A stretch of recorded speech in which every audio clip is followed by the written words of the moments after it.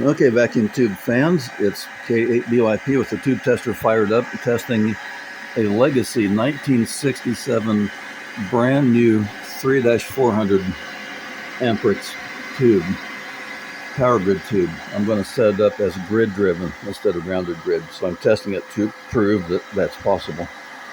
So what I wanted to show you is proof that this idea that a heated cathode in a tube makes an electron cloud that goes out through the tube, that is absolutely false. That's a grossly oversimplified theory from the fact that in conductors like copper, the loose outer valence electrons essentially act as a cloud. They're free to move around among the atoms. They don't go fleeing off into space. The point of the heated cathode is that it reduces the work function, which is a function of T squared temperature. And the temperature raises extremely fast on that squared curve. So that's why it's critical to keep correct filament voltage. But it is a myth of oversimplified tube theory that is not addressed until we get into advanced high-level tube theory.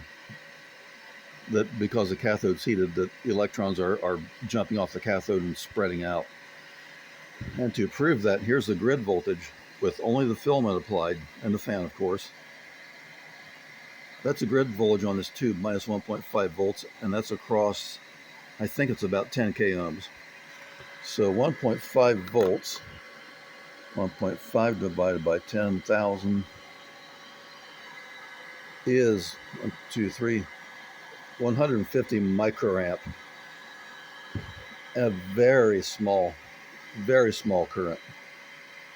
And I've seen evidence this tube is gassy because when I heat it up, then turn the plate voltage down, there's a residual, about a 50 milliamp residual current on idle, which shouldn't be there. So I think the tube may be gassy.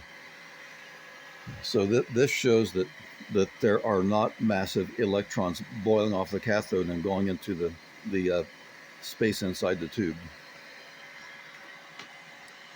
Myths are fun, but myths are myths. KBYP did that.